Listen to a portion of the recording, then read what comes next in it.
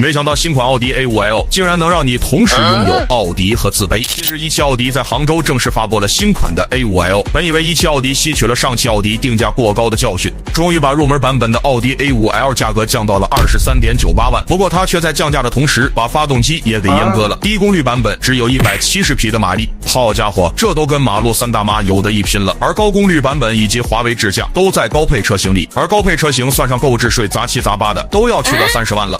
当然，如果不在意动力的23万的 A5L 确实是个很好的选择。